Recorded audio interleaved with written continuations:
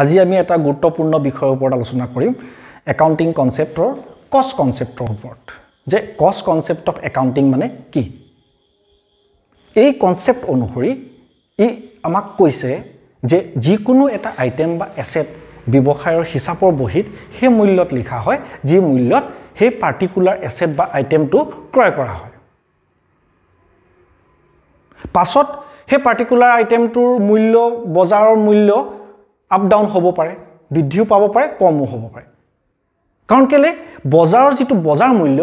market ভ্যালুটো কেতিয়াও স্থায়ী নহয় ই সদায় অস্থায়ী ই উঠানমা কৰি থাকে মোস্ট অফ দা কেसेस প্ৰায় ক্ষেত্ৰতে আমি দেখা পাওঁ যে ইয়াৰ প্ৰাইসটো একচুয়ালি বাঢ়ে নকমে কিন্তু আমি হে মাৰ্কেট প্ৰাইসটো লৈ আমি কনসাৰ্ন নহয়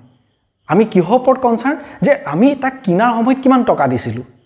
যিমান টকা দিছিলো যি মূল্যত আমি তা কিনিছিলো হে মূল্য আমি হিচাপৰ বহিত লিখিম আৰু এই ধাৰণাটো আমাক কোনে দিছে যে একাউন্টছৰ কষ্ট কনসেপ্ট যাক অসমীয়াত কয় ব্যয় মূল্যৰ ধাৰণা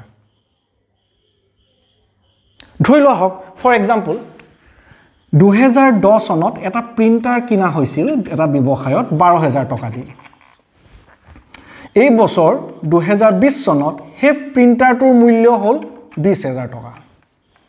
এটলিষ্ট মই 8000 টকা বৃদ্ধি পাইছে বুলি ধৰি লৈছো লাষ্ট 10 বছৰ এতিয়া আমি কোনটো মূল্য আমি গণ্য কৰিম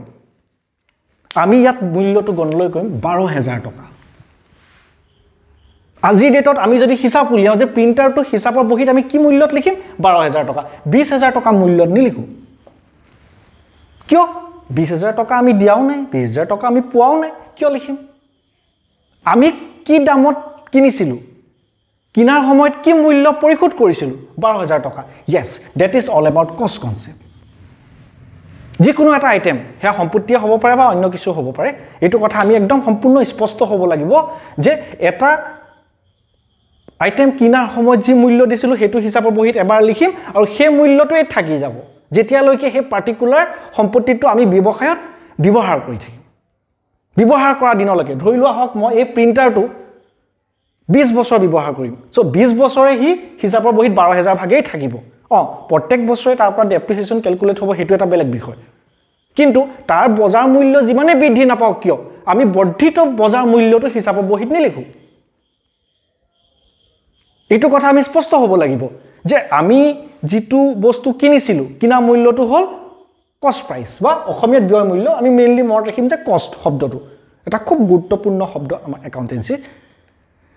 আৰু বজাৰ মূল্যটো পাছত বাঢ়ি যাব সো আমি ধৰি লোৱা হক প্ৰত্যেক বছৰে 2000 কে বাঢ়িছে সো আমি প্ৰত্যেক বছৰে একাউন্ট বনাওতে হে যে 2000 বাঢ়িছে বহাই লিখিম নেকি নহয় এই দৰে একাউন্টছ নবনাই কিয় নবনাই এই নীতিটো আমাক স্পষ্ট কৰি দিছে this is not the way এই ধৰণে আমি একাউন্টছ বনাব নোৱাৰো আমি এটাই প্ৰাইস লিখিম কোনটো প্ৰাইস যে কিনাৰ সময়ত আমি যেটো প্ৰাইস দিছিলো আৰু এই ধাৰণা মতে এই নীতি আমি ফলো কৰি অনুসৰণ কৰি লেনদেন সমূহ গণ্য কৰিম হিচাপৰ বহিত লিখিম আৰু একাউন্টছ প্ৰস্তুত কৰিম